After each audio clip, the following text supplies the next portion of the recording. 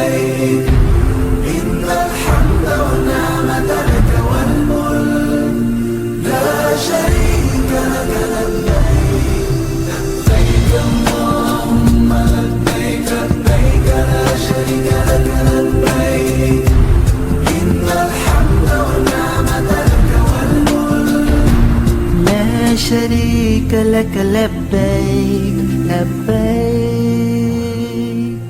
لبيك. Assalamualaikum warahmatullahi wabarakatuh. Nama saya Muhammad Firdaus bin Ahmad Sabari dari kelas DHSU 6A. Nama matrik saya DHSU 2092435. Pada hari ini kami sekumpulan akan menerangkan tentang proses pengurusan yang akan berlaku di Arab Saudi, di mana ia terdiri daripada 9 pengurusan. Yang pertama, pengurusan ketibaan jemaah. Yang kedua, pengurusan penginapan jemaah. Yang ketiga, pengurusan sajian jemaah. Keempat, pengurusan petugas haji bagi setiap maktab. Yang kelima, pengurusan bimbingan ibadah. Yang keenam, pengurusan perkhidmatan perubatan. Yang ketujuh, pengurusan perkhidmatan kewangan. Yang ke-8, pengurusan perkhidmatan pihak ketiga. Yang ke-9, pengurusan keberangkatan pulang.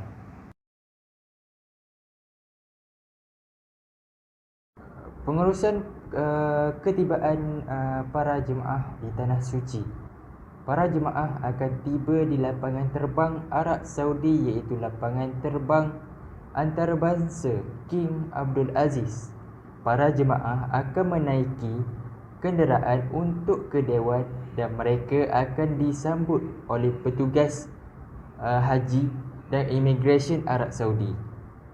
Jarak antara lapangan terbang ke penginapan hanya mengambil masa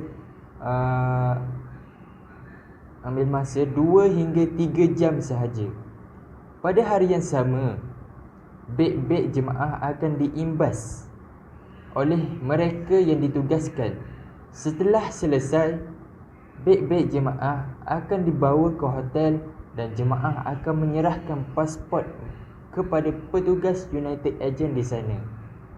Mereka akan menaiki kenderaan ke Hotel Mekah dan bagasi mereka akan dihantar ke Hotel Mekah.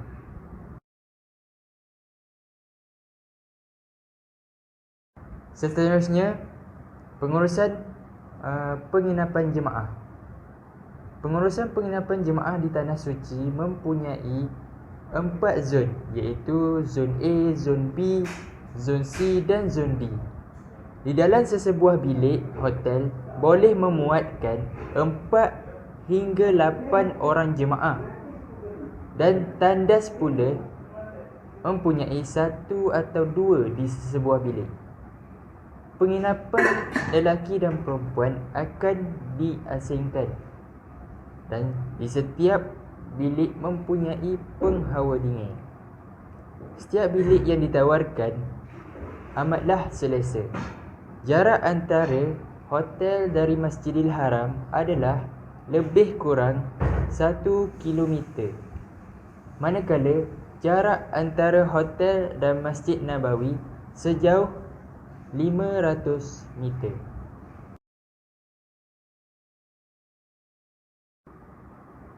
Pengurusan sajian jemaah. Pihak tabung haji di Tanah Suci juga memberi perkhidmatan sajian kepada jemaah. Sajian akan diberi pada waktu tengah hari dan pada waktu malam. Bermaksud 2 kali sehari sahaja yang disediakan oleh tabung haji. Selain daripada itu, cerik, teh, gula juga disediakan kepada jemaah. Assalamualaikum warahmatullahi wabarakatuh. Saya Sulaiman bin Sa'ri daripada DPHSU 6A. Nombor matrik DHSU 2019-24353. Tentang petugas haji bagi setiap maktab. Keselesaan jemaah haji di maktab penginapan masing-masing di sini amat dititik beratkan supaya mereka dapat menunaikan ibadah dengan sempurna di Tanah Suci. Pengurus Maktab 80 Lembaga Tabung Haji iaitu Rozimin Ahmad Kamil berkata pihaknya meletakkan fokus utama menjamin keselesaan jemaah dengan memastikan pelbagai fasiliti yang disediakan kepada jemaah. Dengan kerjasama yang diberikan muassasah bagi Maktab 80, kita dapat memastikan keselesaan jemaah untuk menginap dan menunaikan ibadah. Tiada masalah setakat ini, malah jarak jemaah ke Masjidil Haram dari maktab dalam 750 meter menggunakan laluan landai. Selain dewan makan yang luas, jemaah yang ingin membeli makanan boleh berbuat demikian di kafeteria. Juga jika ingin berhubung dengan saudara mara, kita menyediakan iTalk dan urusan bagasi ke Malaysia yang disediakan oleh Pus Malaysia. Pihak pengurusan tabung haji Perak berkata, Maktab 80 mempunyai 4 bangunan keseluruhannya dan boleh memuatkan 3,102 jemaah. Beliau menjelaskan antara fasiliti utama yang diberikan tumpuan ialah kemudahan tempat makan dan bekalan makanan kepada jemaah. Dan tabung haji juga mengadakan permohonan sahabat maktab untuk menjadi sukarelawan yang dapat menolong para petugas di maktab-maktab tersebut. Dan seterusnya saya akan menerangkan tentang pengurusan bimbingan ibadat yang disediakan oleh tabung haji. Pengurusan jemaah haji termasuk model bimbingan oleh lembaga tabung haji sentiasa mendapat pengiktirafan oleh Kerajaan Arab Saudi sebagai yang terbaik di dunia. Antara aspek diberi penekanan adalah penyediaan kursus dan bimbingan kepada bakal haji. Urusan bimbingan haji ini termasuk menyediakan para pengkursus dan pembimbing ibadah haji yang terlatih dan bertauliah. Diberikan muzakarah haji, penerbitan buku, risalah dan video, siaran bimbingan haji di media elektronik dan cetak serta penganjuran pelbagai kursus haji untuk bakal haji. Sebanyak 4 peringkat kursus haji diadakan selain penyediaan pembimbing haji di Tanah Suci. Semua perkhidmatan bimbingan disediakan secara percuma oleh tabung haji termasuk 17 siri kursus asas haji yang dianjurkan setiap hujung minggu bertujuan untuk memberi pendedahan serta pengetahuan berkenaan pelaksanaan ibadah haji. Pengurus Besar Kanan Haji iaitu Datuk Syed Saleh Syed Abdul Rahman berkata, 4 fasa kursus haji tersebut memberi pendedahan bukan sahaja dalam aspek teori dan video, malah latihan praktikal turut dilaksanakan. Menurutnya, pendedahan itu perlu bagi agar membolehkan bakal haji yang akan menunaikan haji merasai sendiri pengalaman dan mempraktikkan teori yang sudah diajar oleh pengkursus haji semasa berkursus. Pada fasa pertama iaitu kursus asas haji, bakal haji akan diberi pendedahan berhubung falsafah haji serta kaedah atau cara melaksanakan ibadah itu. Kursus ini merangkumi 17 siri semuanya dan dilaksanakan pada hujung minggu. Pada tahun sebelum-sebelum ini, sebanyak 234 masjid terpilih di seluruh negara mengadakan kursus asas haji ini yang juga turut terbuka kepada orang ramai. Ada masyarakat awam mengikuti kursus haji ini sejak beberapa tahun biarpun mereka masih belum tiba giliran dan menerima surat tawaran haji. Ini kerana mereka tahu kepentingan kursus yang dilaksanakan oleh tabung haji serta usaha mereka dalam mempertingkatkan lagi kefahaman berhubung pelaksanaan ibadah haji serta mendapat maklumat terkini dalam persediaan awal mereka ke Tanah Suci. Kursus ini merangkumi pelbagai aspek dan bukan tertakluk kepada ibadah sahaja. Kita juga menerapkan berhubung kefahaman falsafah haji dan ilmu untuk melaksanakan haji.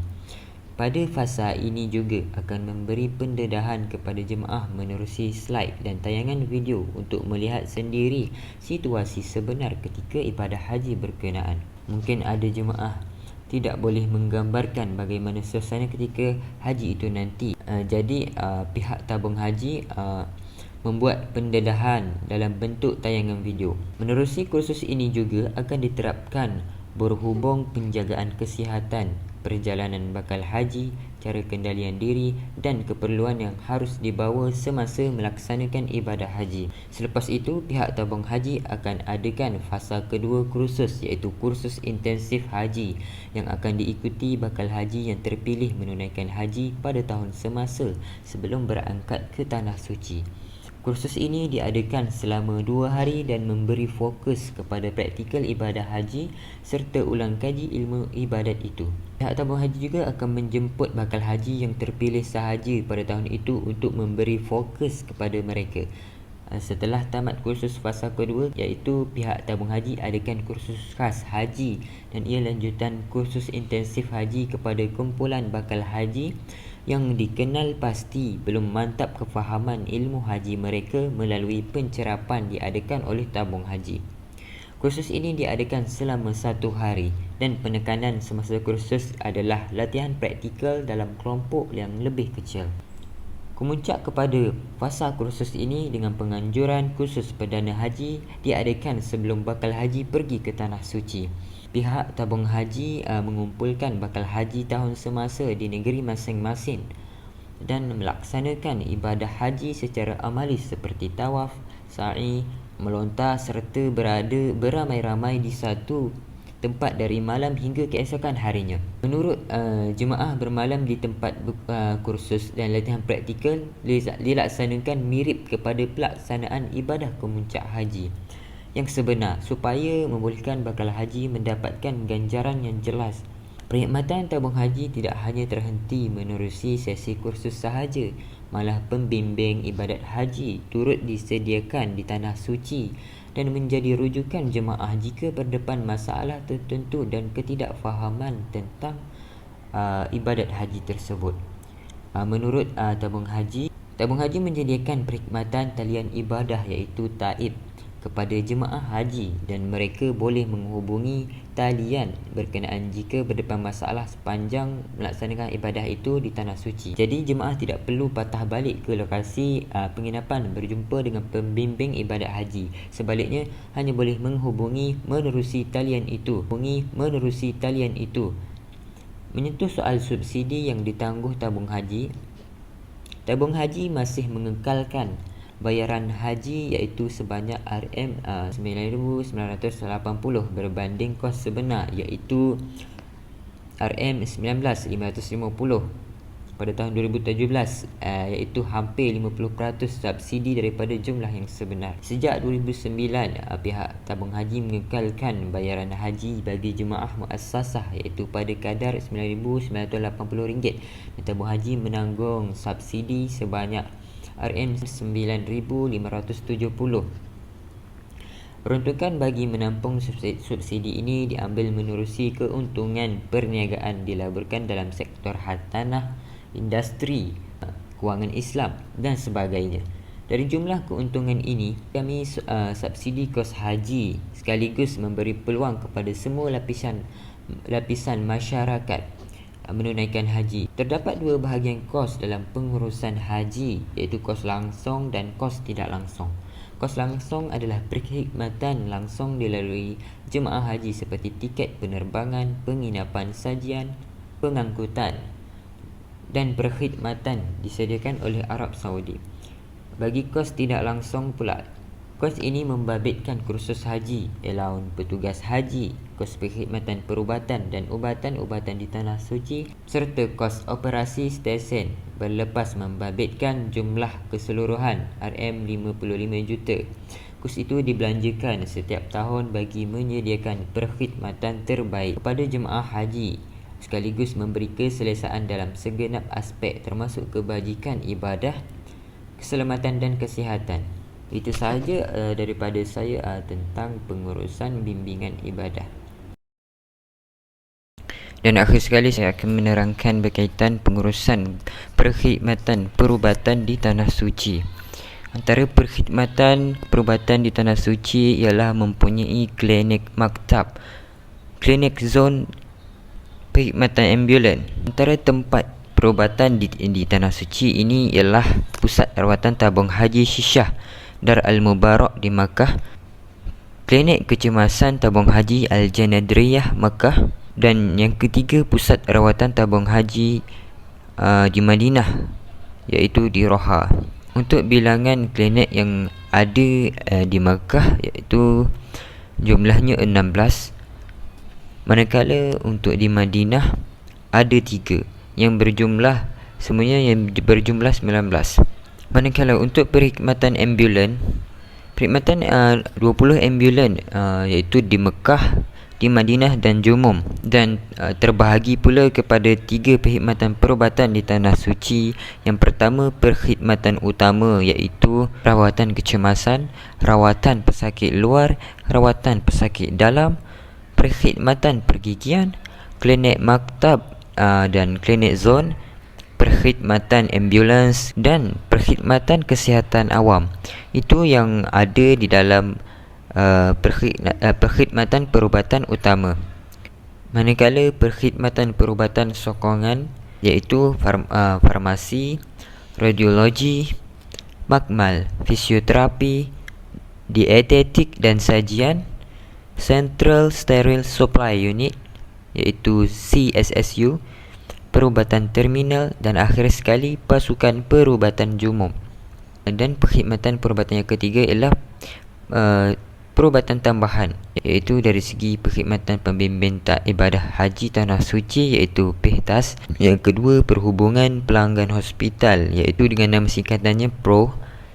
Dan yang akhir sekali ialah teknologi maklumat iaitu nama singkatannya IT.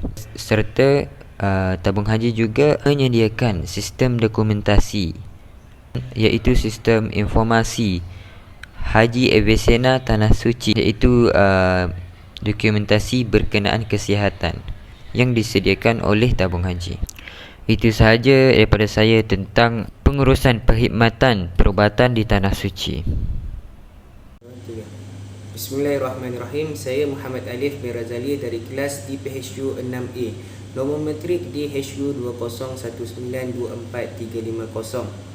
Seterusnya saya akan menerangkan berkaitan dengan pengurusan jemaah haji berkaitan dengan pengurusan perkhidmatan kewangan di Tanah Suci. Tabung haji telah menyediakan perkhidmatan pengeluaran wang di kaunter yang telah disediakan dan menggunakan kad debit tabung haji. Selain itu juga, jemaah haji ini dapat mengeluarkan wang di Ibu Pejabat PPM dan PPZ. Jemaah haji Malaysia juga dapat membuat pembayaran dam dan korban boleh dilakukan dengan beberapa kaedah. Kaedah yang pertama iaitu jemaah haji boleh pergi ke kaunter pengeluaran Ibu Pejabat dan maktab. Kemudian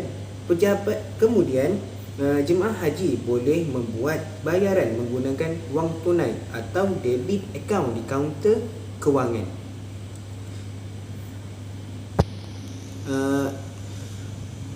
Kadar dam dan korban bagi tahun 1441 Hijrah bersamaan dengan 2020 Masihi akan dimaklumkan pada bulan Ramadan atau Syawal, iaitu waktu pembayar dam dan korban pula ialah pada 22 Ramadan bersamaan dengan 3 Zulhijjah 1441 Hijrah, iaitu 15 Mei hingga 24 Julai 2020.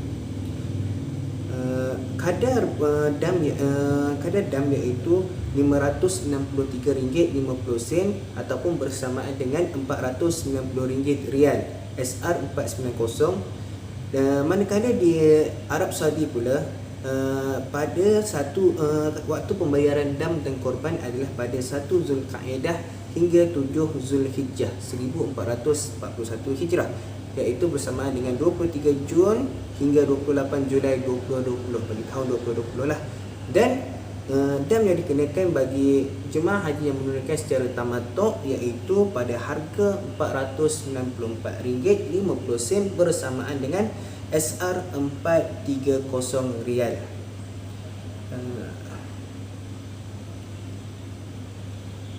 Kemudian seterusnya saya akan menerangkan berkaitan dengan pengurusan perkhidmatan pihak ketiga.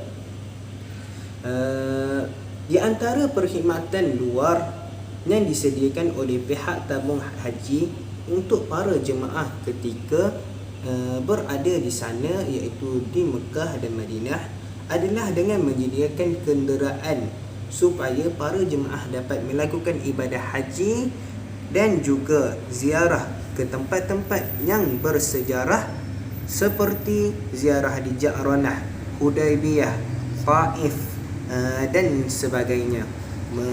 Selalunya daripada itu juga pihak tabung haji juga telah menyediakan lobby, cafeteria, city check-in, pos laju Malaysia dan juga pelbagai komunikasi serta kemudahan yang lain untuk keselesaan para jemaah haji di sana. Seterusnya, selain daripada itu, perkhidmatan pihak ketiga juga menguruskan pos bagasi jemaah, sebagai contohnya caj penghantaran bagasi dan air zam-zam dari tanah suci Mekah ke tanah air, iaitu di Malaysia, iaitu caj penghantaran bagi bagasi dan air zam-zam dari tanah suci ke tanah air, iaitu destinasi jika daripada Semenanjung Malaysia, bagasi yang beratnya sekitar 1 kilogram, iaitu SR RM16 atau RM16, manakala air zam-zam pula berkapasiti 5 liter, berharga SR90 ataupun RM90. Manakala Sabah dan Sarawak pula kosnya memakan sebanyak RM20 bagi bagasi yang berberat 1 kg, dan air zam-zam berkapasiti 5 liter berharga RM120.